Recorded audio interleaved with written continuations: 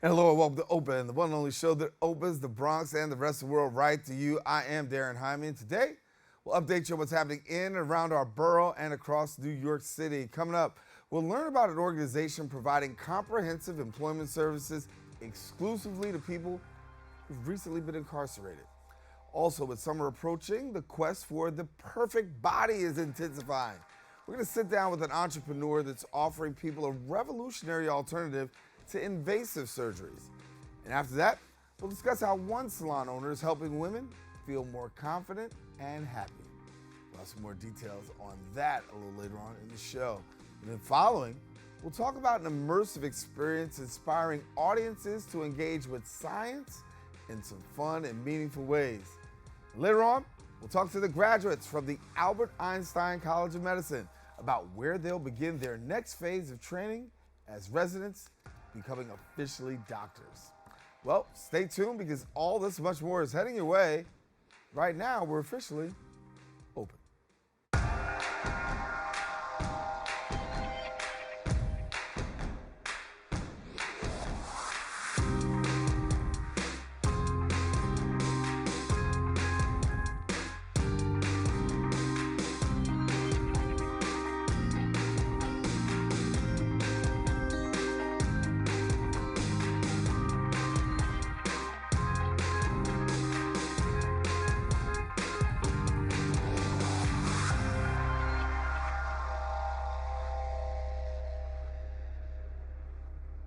And hello, everyone. I am Daren Jaime. You are now watching Open, a live program that brings the Bronx and New York City straight to you. We also want to welcome our viewers to the Manhattan Neighborhood Network, as Open is being broadcast simultaneously on MNN's channels. You can stay connected to us on all of our social media platforms at BronxNet TV. Well, some things have been going on through the course of this past week. We'll take you through it with some Bronx updates.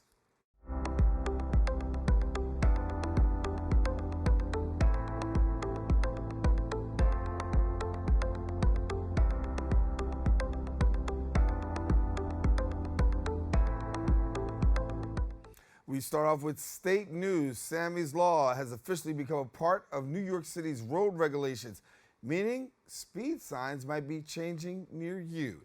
New York State Governor Kathy Hochul signed the law into effect after the tragic death of Sammy Cohen Eckstein, who's a 12-year-old struck by a motorist at a park slope over a decade ago.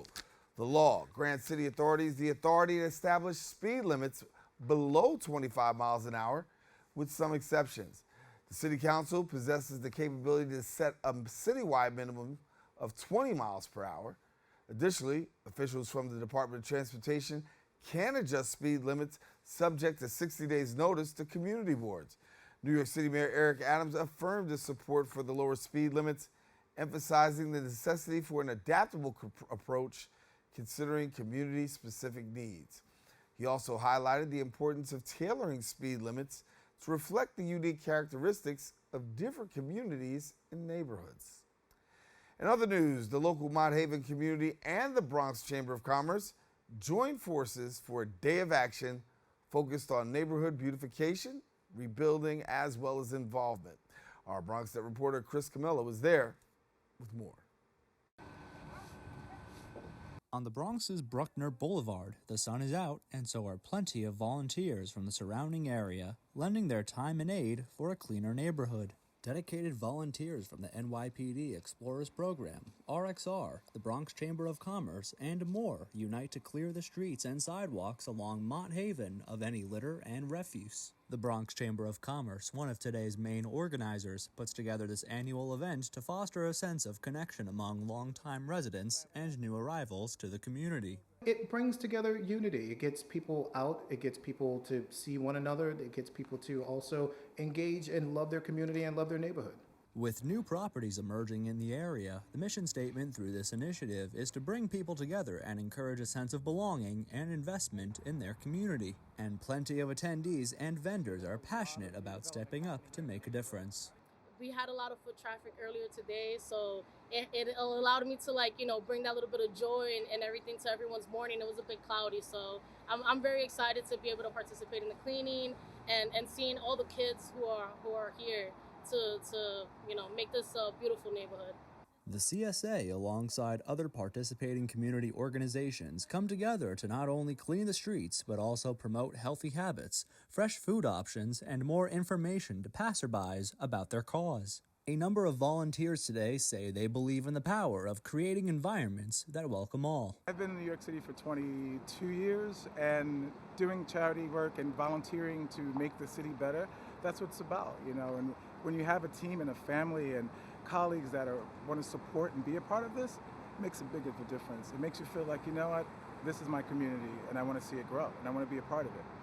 By engaging residents and encouraging community involvement, the Bronx Chamber of Commerce, among other esteemed vendors, are optimistic of seeing a cleaner and greener Mott Haven. This is a community. The attendees today love their neighborhood. They want to be involved in their neighborhood. They're engaged.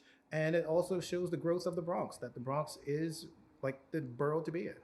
Reporting from BronxNet, I'm Chris Kimella. And thanks, Chris. That's all the time we have for our Bronx updates. We are taking a quick break, but guess what? We got more open when we return.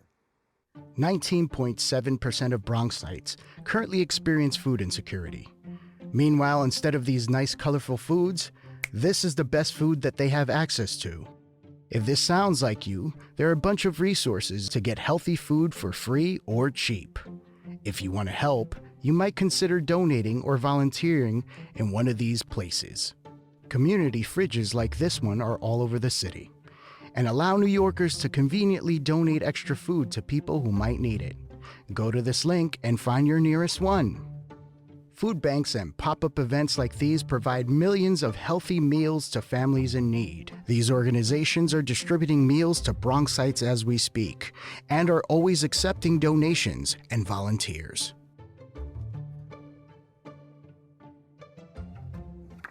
And welcome back. The Center for Employment Opportunities offers comprehensive employment services exclusively to individuals recently released from incarceration.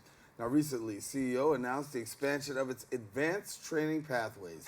Joining me now to tell us more are Center for Employment Opportunities Regional Director Cynthia Brackett and New York City Vocational Services Manager Terry Ellis. And thank you so much for joining us. Thanks for having us. Thank you for having us. Great. An exciting time, I guess, for both of you to really have an opportunity to give back to those who really had some challenging times and really give them some flat footing. Yeah, the Center for Employment Opportunities is a nonprofit organization that works with individuals who are either recently released or have a conviction. And through our comprehensive employment services, we are providing coaching, job development, retention services to folks, you know, at their most vulnerable time. So Terry, tell me a little bit about the people that you do see come through your doors. Obviously, incarcerated individuals. Talk to me about skill set. Well, people come in here to come through CEO with, some people have advanced skills, some people have no skills. Our job is to assess them, find out where they are as far as employment, what type of jobs they're looking for, be it maintenance, be it construction, be it driving. Mm-hmm. Our job is to find them opportunities that fit them. And as you look for those opportunities, some of those opportunities that you mentioned, driving is very important. In New York City, a lot of driving goes on, but you can't drive without the right kind of driver's license. So exactly. CDLs, I know, are part of that plan too. Yeah, we recently launched a CDL program where we're helping folks to get that, you know, endorsement to be a CDL driver. And this is a real great job because it's putting people on a pathway, you know, to economic mobility, creating pathways out of poverty. You know, when you walk away with your CDL license, you can make upwards of, you know, $26 an hour. And the average salary could be $50 to $70K for the year. Right. So, you know, CDL jobs, they're in demand and it's really favorable it's a favorable work environment for our participants. Right. Definitely opens up so many doors. You know, driving, you can do a lot of things with driving. Mm-hmm. You know, from delivery to just working with construction to, you know, even if you're allowed to go outside of state, those opportunities are endless. What kind of things are your clients telling you in terms of job opportunities that they are seeking? Well, there are a lot of people who want to give back, so they want to do a lot of, you know, residential aid, a lot of group stuff, just to get in touch with those who walked in their footsteps. Mm-hmm. And that's a beautiful thing, you know, just to give back, to show them that there is a pathway. And these advanced trainings as CEOs, it's an open door to allow them to do that. Yeah. And Cynthia, there's also a partnership also with local unions as well? Oh, yes. Union pathways are also great opportunities to get people out of poverty. We've partnered with Pathways to Apprenticeship, which provides the pre-apprenticeship, like bridge programming, helps to connect folks to get them ready for that union opportunity. So once they graduate, we're partnering with over 15 labor unions so people can get direct access to those jobs. And for clients, obviously, very meaningful because coming out of incarceration, a lot of challenges, really trying to find yourself in flat footing. I've heard people told us, many a time, I come out, sometimes it's hard to find a job or even hard to find a place that's going to help me to get a job. But for you, it's an opportunity to actually bridge that gap. Yeah, and that really is connected to our theory of change, right? CEO believes that someone who is coming home from prison or has a conviction, they are returning back to the communities at a very vulnerable time in their life, right? Sometimes to the same communities with little to no resources. So if you take that person and you support them with transitional employment, coaching, development, and post-placement services, you're really affecting that recidivism rate, right? Recidivism is the likelihood for someone to return to prison. So our model is providing that support to reduce that person's chance of reoffending.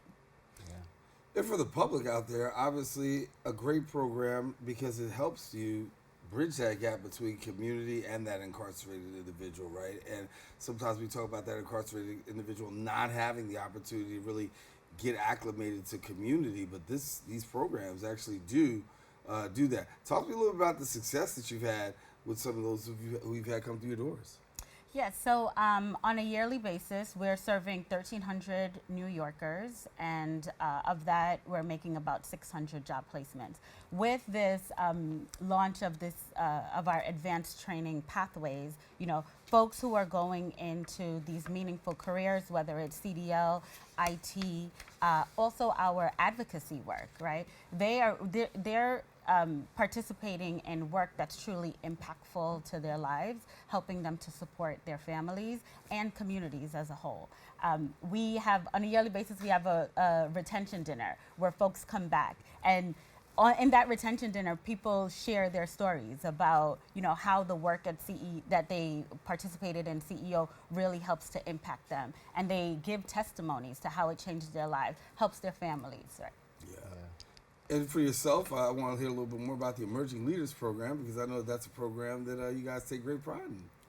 Oh, for sure. Yeah, with the Emerging Leaders Program is an internal apprenticeship program where we are partnering with our staff with our program participants. So folks that are interested in those jobs that lead them to working in nonprofit spaces. They work inside, side to side with the CEO staff to learn the skills, but they also are coupled with mentorship as well as professional development opportunities. And through the launch of our Emerging Leaders Program, we've actually created a pathways to internal pipeline. So 30% of our employees now are actually graduates of this internal Emerging Leaders Program.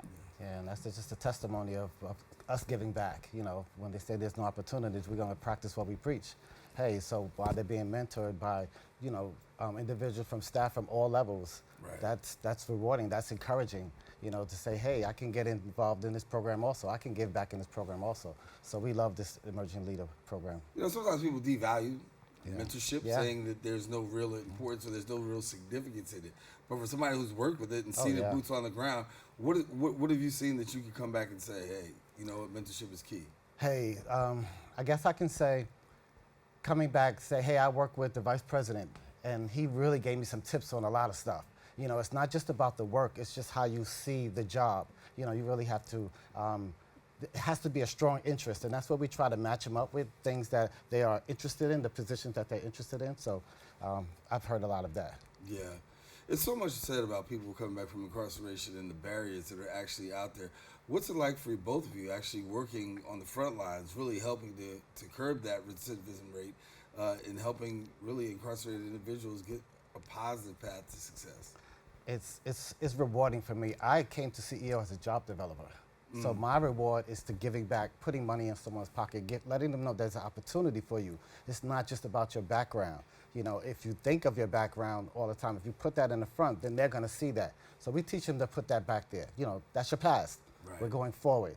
So these opportunities to find them employment, to teach them how to answer that conviction question, just owning the position that they want to interview for, and that's the reward.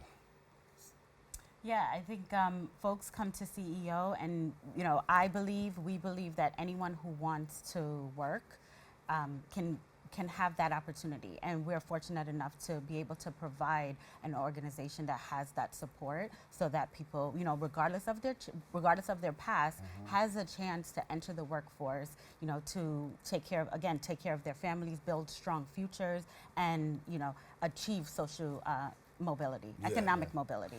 You hear so many times people talk about, well, they have to have a certain skill set, they should have this, and then sometimes they get disqualified from simply not having that. But here you are, providing a great pathway for those individuals who are incarcerated to be able to come, get that skill set, and then be able to work into the labor market. So thank you for the work that you guys did. Well, thank you. Thank you for having us. All right, Cynthia. Yes, and please feel free to learn more about CEO by going to our website, ceoworks.org. You can learn more about our organization, know how to get connected to volunteer opportunities, as well as donate.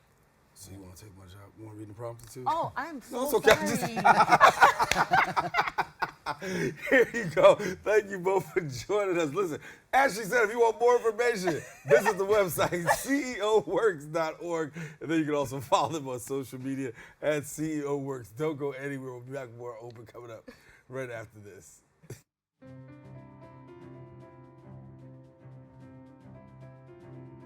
I remember when the Bronx did not really have a media outlet properly representing the people of the Bronx. BronxNet provides for the community by being a community where people can be empowered to share their voices. We are in a really great place technologically. We've got all the resources that we need to be effective. Whether it's through cameras, storytelling, editing, we have provided those services for 30 years. BronxNet's mission is to be a voice for the community. To educate, to inform, and to inspire. And you can be a part of it. We've built studios for you.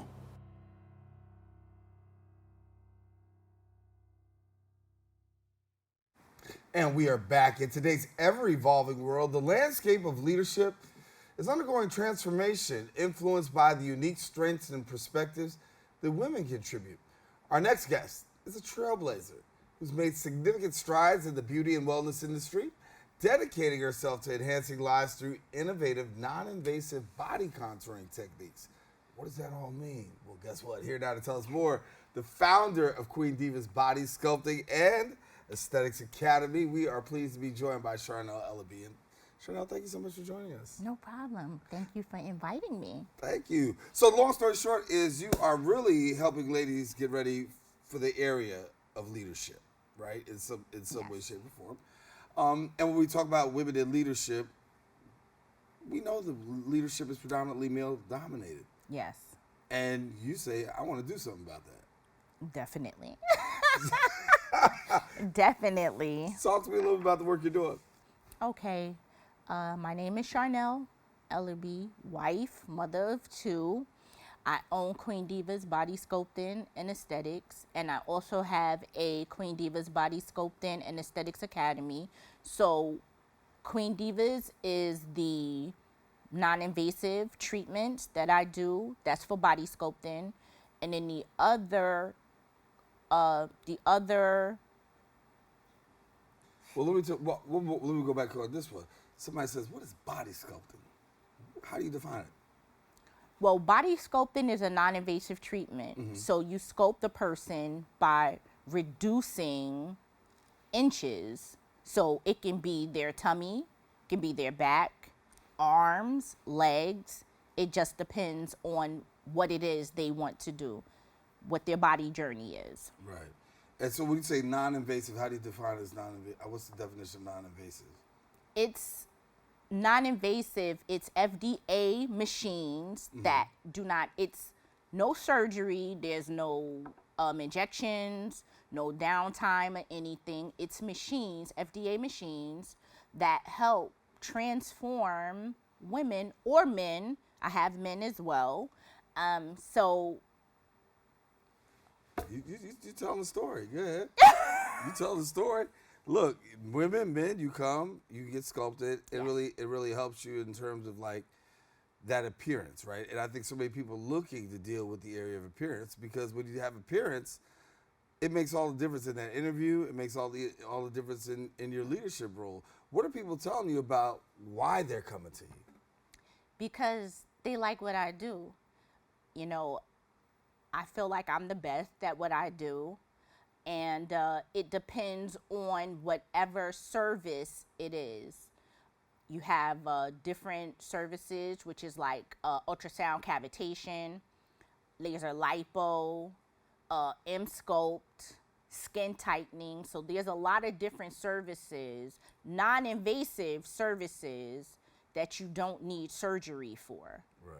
And we see more and more people gravitating towards this, right? And we see people taking these non-invasive. I took the time to define what non-invasive is, because somebody out there may not actually know that it's not a surgery, but there's some things that you could do to have this done without having a quote-unquote surgical procedure. Yes. So when we're looking at this and we see this happening in the lives of so many people, talk to me about the after effects. What happens after a person has gone through this process? What's their mental like? What's their emotional like? They're happy. They're happy because a lot of women, they're kind of discouraged. You know, a lot of people think about surgery but don't know what to do. So they find me on Google and they call me and we talk and we have a consultation and I let them know. What do you let them know? How much it is, what's going to Yes. happen. But again, I don't want to cut you off. Go ahead. Yes, so whatever the service is, how much it is, the minimum, because with body sculpting, it's a session-based treatment. Mm-hmm. So you need a minimum to have good to great results. So like ultrasound cavitation, you need anywhere from 6 to 10 sessions. That's a minimum to look a certain way. Right. Yes. So most people will understand it's not one and done. No, and that's the thing. It's session based, and after that, you must drink a lot of water. You have to exercise, and you have to have a moderate diet as well. So it's not just doing the service, that's it, and I don't have to do anything else. Right. So there's work that you really have to put in that sometimes people don't always think is. I think people come and think it's one and done. Yes, they and you do. Have to break, and you have to break the bad news and tell them it's like, no, there's a whole lot more that you have to do there. Yes, Yeah. yes. So for people who have fears, what would be a way that you could alleviate those fears for them? Like they say, what are some of the fears that people are coming to you saying, listen, I want to have this butt. What's on the other side of that butt? I have a lot of people that have went to other establishments to do the services, and you know they'll be like, oh, I went somewhere and they really didn't do well, and I'll just tell them, you know, you came here, you came to the best, and I'm gonna make sure that you get the results that you're looking for. And after this, the process, you talk about a few sessions that really you're having to go through this. What's the real time frame for a person to possibly see some results, you know? With me, the first time. So if you come to me, you're going to see results the first time, the first service.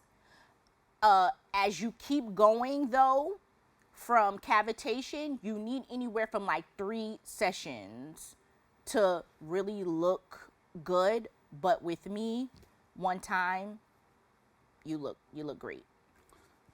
Count it done. Sharnell, thank you so much. Sharnell Ellerby, she's the founder of Queen Divas Body Sculpting and Aesthetics Academy. Now, if you want more information on her, visit the website, queendivasbodysculpting.com. Encourage you, don't go anywhere. We do have more open. We're coming up right after this.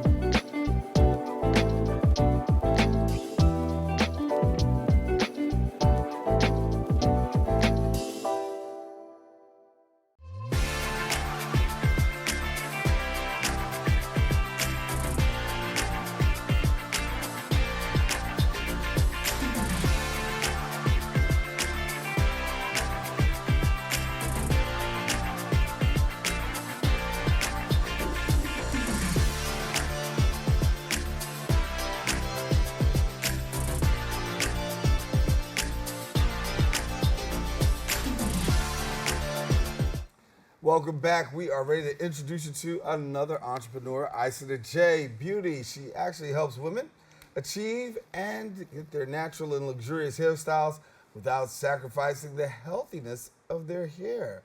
Our guest has made it her mission to help people, particularly women, of course, achieve these stunning styles while prioritizing the health and happiness of their hair. Joining us now, the salon owner of Isata J Beauty, Isata J herself, and thank you so much for being with us. Thank you for having me. Glad to have you. And so, when you talk about the work that you do, you talk about the healthiness of hair. Yes. And you want to make sure that women have that healthy hair. Correct. Talk to me about what healthy hair looks like.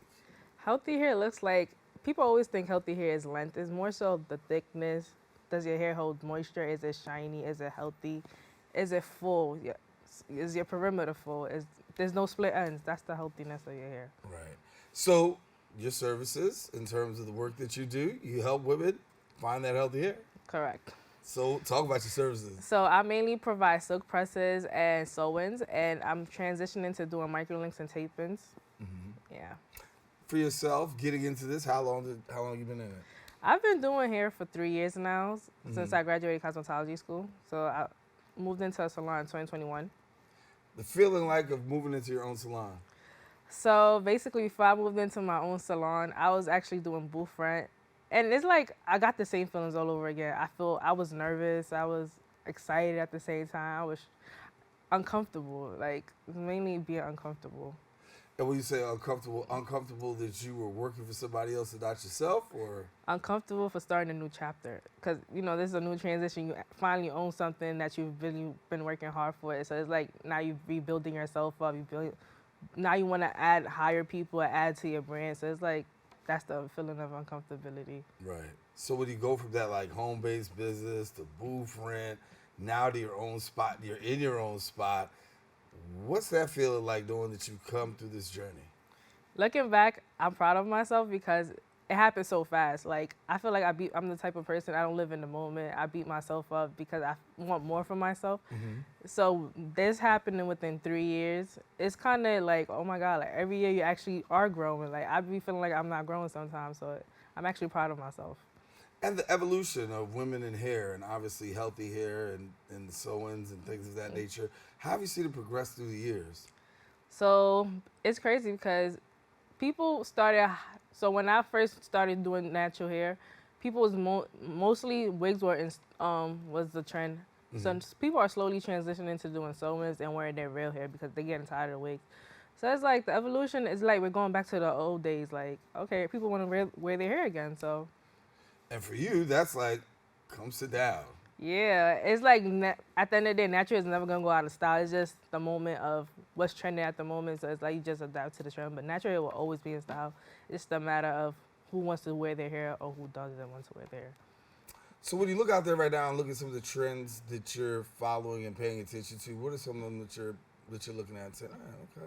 So lately, it's like New York girls don't provide it yet. So it's like microlinks and tape-ins like the new trend. It's like a silk press but with extensions added. So it gives you the illusion of your real hair. And it's like the white girls do it all the time, but now the black girls, I guess, is getting into it. Because it's like a luxury experience. It's a little pricey, but it's worth it because it lasts in your hair for like 3 months. 3 months? Yeah. You can wash your hair, everything. Wear it in a ponytail, do whatever you want. So I wouldn't know nothing about that. You're teaching me something. I've learned it. Yeah. So people want to know where your shop is located. So my shop is located behind Lincoln Hospital. The exact address is 381 Canal Place. Mm-hmm. So it's in the Bronx, by 149 Grand Concourse. And being this entrepreneur now, doing what you love, what does that mean for you? Because now you have the opportunity to get up every morning, work for you, do what you can come here, hang out, talk. That's a good feeling to just be doing your own thing. To do what you love, it's kind of like, sometimes it gets frustrating because it went from turning into a hobby to like, this is my money maker. So it's like, now I depend on my hobby to make me some money. So, but at the end of the day, it's still exciting because none of my girls leave my chair without them being happy. Like, I will redo your hair how many times you want to get the exact look you want. I actually like doing hair. I'm a perfectionist, so. Yeah. Were there people that you watch coming up to say, listen, I want to be like that? Yeah, so my inspiration right now is like Ming Lee. So she was like one of the girls that was doing hair, and she made a millions doing hair. And so for yourself, as the client walks in, you want to hook them up. You want them to leave with the best possible, with the best possible experience. That's a work all by itself, trying to get them to leave with the best possible experience. Are you hearing anything commonly coming through your door about, I want this, I want that? Yeah, so basically my girls, they want their hair to grow at the end of the day. So it's like I do this hair journey thing. I give them regimens. And it's a vibe in my shop. Like, we be chilling. At the end of the day, hairstylists are also therapists. So it's like when my clients come, they want to release all their problems and just have a chat. So we just be talking. So you're trying to say you like the barbershop, too? Yeah, we are. Like, we really are. Okay. Because at the barbershop, we sit, we talk sports, we talk life, we talk that. We talk about everything in the shop, and it just stays in the shop. It's a vibe. It's kind of like what goes on in the barbershop. Yeah, it is. It's just what goes on in the shop stays in the shop. Exactly. Got you. All right. Talk to me about your future. What do you see happening coming up over the next year or so? In the next 5 years, I see a lot for myself. But I just know, like, in the next 5 years, I'm 23 right now. I'll probably be, 28? Mm-hmm. I think I will be a multi-million-dollar business by then, and I'll be a household name. That's it. And I will definitely have products in stores and internationally. So your goal is to really say, hey, when you go out to the store, you can see my stuff right there. Yes, that's the goal. Yeah. And being a shop owner, obviously right now, that's a part of the goal. Will you always keep the shop, or will you say, there'll be a time when it's like, let me just So I think I will always keep the shop because I think that's how I made my name, but I don't think I will always be behind the chair. Right. Like, after a while, I think I want to give back to my community and teach the other younger entrepreneurs in the beauty sector. Okay. Well, I want you to remember, when you make the millions, remember who you sit next to, sure. And we're helping spread the word about the shop, all right? Yes. I might need a loan, all right? Isata J, thank you so much for being with us. She is the owner of Isata J Beauty, and I want to let you know, for more information, go visit her website and also her Instagram at IsataJ_beauty. We do have more show coming up. Don't go anywhere. We got more open coming up right after this.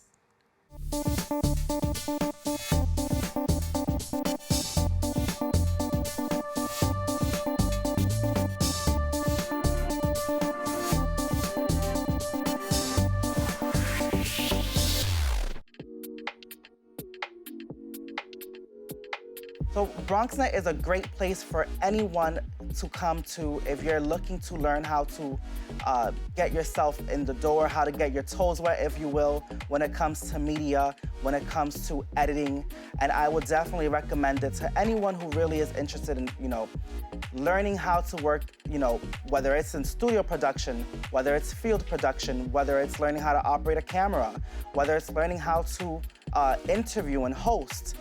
This is the place for you to be. This is the place for you to sort of get your feet wet and be amongst other creatives here in the Bronx who are also trying to learn and develop their own content.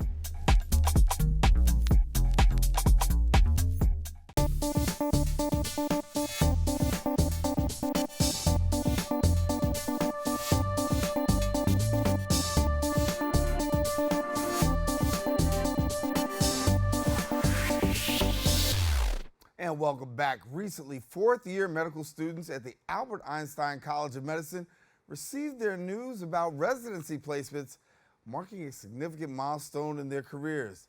The annual Match Day celebration revealed the diverse destinations chosen by these aspiring doctors for their next phase of training as residents and interns at medical hospitals and centers across the nation. Joining me now, medical school graduates at Albert Einstein College of Medicine, Cristian Escalera, Michelle Nunez-Garcia, and James Barnett, and all of them have actually placed at Montefiore. Congratulations and welcome. Thanks for having us. Hello. Thank you. I'm gonna do ladies first. I'm gonna be the gentleman here. Michelle, talk to me a little bit about, finding out where you were landing and what that meant for you. So I was so excited to match at Montefiore. I go to school here at Einstein, so I'm already in the area, and I chose Monty because it's close to home, close to my family members, but also because I hope to treat the population that exists here in the Bronx in the future, specifically a Hispanic population. I'm from the Dominican Republic, and to get to treat so many people who are just like me and who speak Spanish has always been my goal, and I'll get to continue to do that now, and I'm very excited about that. Congratulations and welcome. And for those that don't know, she'll be working in physical medicine and rehabilitation resident. Also, James Barnett, who is going to be a children neurology resident. And James, talk to me about why you wanted the place in Montefiore. Yeah. So I found out the news, same time as everyone else, going into child neurology. And a big reason I decided to stay here is because of the mission-driven approach that people take here. I'm really committed to taking care of people with disabilities, but really people from any walks of life. And the mentors that I've had here really take account of, they really try to treat the whole person and get to know that person and really provide quality and compassionate care. And I wanted to continue that mission there and with those same mentors. So I was very, very happy about it. Yeah. Cristian also will be working as an orthopedic surgery resident. And Cristian, for you, the opportunity to stay close to home and be at Montefiore. Yes, for me, I was really excited to stay here. I came to Einstein in Montefiore to also, like Michelle and James, to be with the mission. Also, I'm a son of 2 Mexican immigrants and wanted to work with a population that looks like me and speaks the same language as me. And also, I really love the faculty and residents at Monty. They're all really kind and just really support the mission of helping this community. And Michelle, back to you for a second. Talk to me a little bit about, I know some of the work that you did. You were out there actually in Uganda doing some work. To be able to be in a community that has this level of diversity and to be able to serve this community like that, what's that mean for you? Yeah, absolutely. So one of the wonderful experiences that was offered here at Einstein was getting to go to Uganda for a few months on a medical health trip, and just getting to step outside of the United States and experience a population or healthcare in a population that doesn't have as many resources as we do here, allowed me to come back into the Bronx and to maximize and to appreciate and to be grateful for everything that we have. And so, getting to, for example, the Bronx might not be as highly resourced as other hospitals in the city, but we're still able to do a lot with what we have, and just getting to be really good at the physical exam, knowing what tests to run, all of those things. I feel like the opportunity of being in Uganda has taught me how to improve and to use here. So yeah. Yeah, thank you. And Cristian, I'm going to ask you the question. What does it feel like, because I'm really doing all of you a disservice, what does it feel like to be called Dr. Cristian Escalera? It hasn't hit yet, really. We graduate in a couple of days, and I think by then, it'll probably hit harder. But it's a lot of responsibility, and I'm happy to be part of this profession. My parents, went to this country for a better life for me and my siblings, and to be able to be in a profession where I can help others and bring people back to their functionality and bring back their lives. It's a big responsibility, but just like Spider-Man, with great power comes great responsibility. Yeah.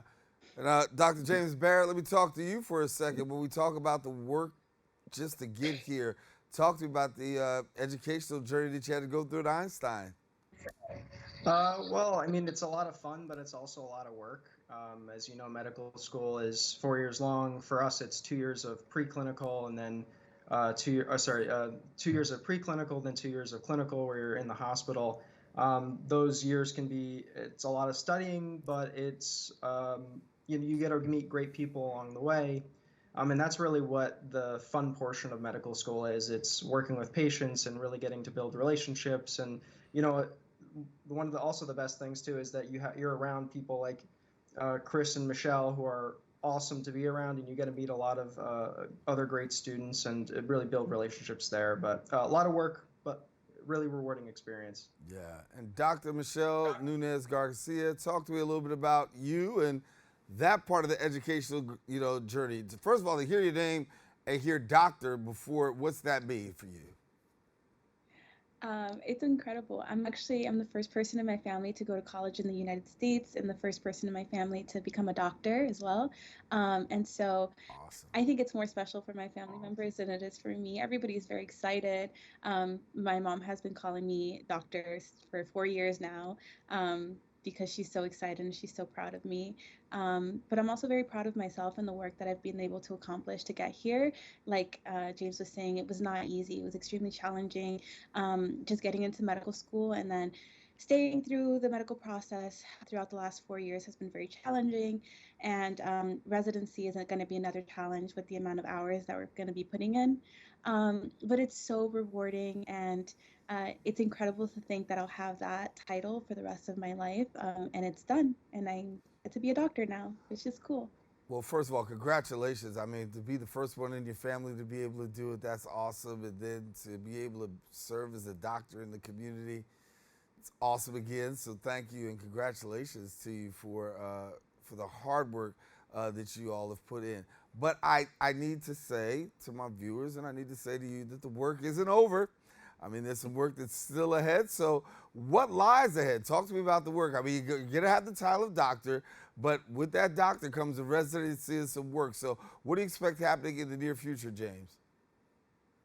So, I mean, obviously we have to go through residency. My residency is 5 years for child neurology. It's 2 years of pediatrics, 1 year of adult neurology, and then 2 years of child neurology. So the plan is to really, buckle down, learn as much as you can, treat patients, treat as many patients as you can, and become the best clinician as possible. But alongside of that, there's many people, like I said, are mission driven here, and I'm also mission driven. And one of my goals has been to kind of try to stigmatize communities, including people with disabilities. And I've been working a lot with this nonprofit called Positive Exposure, which was started by Rick Guadati. And he tries to use art and education and photography to really bring humanity to medicine. And that's part of it too. So it's really both those things, clinical work and then bringing out community engagement and going beyond. Yeah. Cristian, expand a little bit for your journey. What's it look like for you up ahead? So it's also 5 years for me. The first couple of years, I'll be, learning orthopedics, being in the ED, seeing a lot of consults. And then, later on, I get more and more experience in the OR, get to go through all the subspecialties like sports, joints, spine, peds. And then, just refining those skills. Really excited to be part of this journey. I'm also really excited to be a Latino in this journey. Orthopedics is one of the least specialties in medicine, and I'm hoping to bring more people that look like me into this specialty. Yeah. Michelle, is it the same thing for you? 5 years? It's actually just 4 years for me. And oh, then Michelle gets 4 years. All right. A little jealous here. Okay, go ahead. So it would be 4 years, and then more, but depending on whether or not I want to continue my education after that. But yeah, like they were saying, the challenge is going to come with residencies, and it's mainly the hours that you're putting in, I think, is what makes it very challenging. Roughly 80 hours a week, 6 days a week, or more plus. And so pretty much just living in the hospital, but it's kind of special because your entire world kind of exists within the hospital. You make some of the closest friendships that you'll ever have in your life, and getting to connect with the nursing, the staff members at the places that we're working at, and with the patients as well, makes the time very special. So repeat that again. If I heard you correctly, you're saying you're going to be in there for about 80 hours a week, and that's 6 days a week, you said? Yeah, so roughly 80 hours, sometimes more. For example, Chris is doing surgery, so he might do even more than that potentially. But it's roughly 60 to 80 hours, 6 days a week. Wow. Chris, any idea?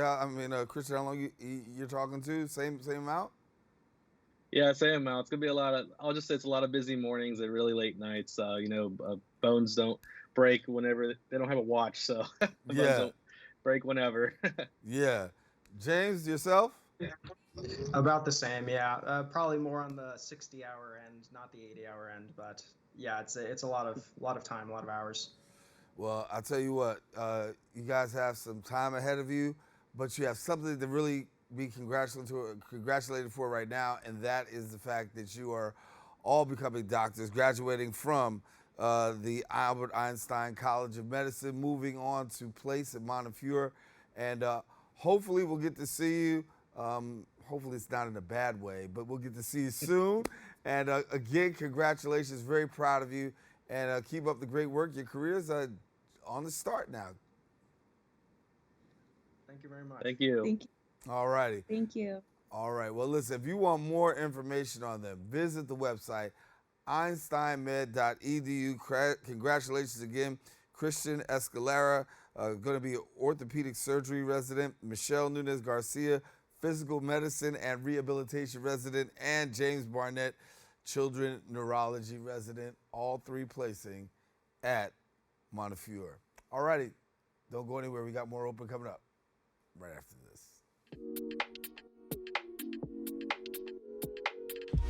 Congratulations to BronxNet on its 30th anniversary. And I'm blessed that I was here shortly after the beginning of BronxNet. At that time, I took the field and studio classes, and I spent a lot of time helping other people have shows before I put my toe in the water and decided to have a show for myself. For those of you who are familiar with the Blackwash Televised Art Gallery, that was my first show on my own. And now I am pumping up La Finca del Sur, doing Eating Healthy with La Finca del Sur on BronxNet's Channel 70. And I appreciate everyone watching. We are back. Our guest right now is pioneering figure in the realm of recreational leisure and immersive experiences, celebrated for her dedication to science as well as community engagement. And she's the visionary behind Science and Sip, which is a unique venue where you can delve into the marvels of science while enjoying delightful drinks in the company of friends. Here now to tell us more is the founder of Science and Sip, and we've got Cautney Wilson, and thank you for joining us. Hi, thanks for having me. Okay, I've been excited about talking about this right here because you're going to break this all down for me. Yes, How do we get here to the place where we're here? Science and Sip. Yes, so I've always been a science nerd. I studied biochemistry in college, and I loved the research, but it was too heavily centered on me conducting it by myself. Right. And I'm used to being around people. I've been a cheerleader all my life. So I was like, okay, this is not for me. I stopped school for a second, and then I started a nonprofit that did STEM programs with children at libraries. So one library after another, they started reaching out to me to do more programs. So I thought, well, if I get kids to like science, I think I can make adults like it too. But it might take a little, you know. So how are we going to get adults liking science here? Yeah, we get them drinking. That'll get them doing anything, right? Yeah, you know? It'll get me to do it. So I was like, okay, if they're like me, they're gonna like this margarita, but they're gonna really have fun with this science explosion. So. Okay, so we got the margarita here, right? We got that established. Now, on the other side, we've got some science. So talk to us about the blending of the two. What are people actually learning? Yeah, so we try to blend science and entertainment. So when you come into the laboratory, you are completely immersed as a scientist. So we give you the lab coats, we give you the goggles, and then we let you know that you are accepted into Science and Sip University. So you got to complete all of these courses to make it to graduation, and we take you through a lot of different experiments so that you will learn, but it's also really fun because the more you learn, you have the opportunity to win free shots, hence the drunken part. So that's why we call it the drunken lab. I understand. So as I learn more and I get more, I get more over here. Yeah. And when I get more over here, then I get more over here. You got it. But if I get more over here, then sometimes my retention on the science is going to be a little challenge. And you may not graduate, but that's why you got to come back. Oh, you got the hook, line, and sinker going. Okay, so it's really a fun lab. Extremely fun. Yeah. Extremely fun. What do you feel? Because on the serious side, there's so much talk about, STEM right now. Yeah. And we know that that's the way to go. Unfortunately, in communities of color, we're not really excelling at great numbers in the area of STEM. Is this one of the ways that we can really excel?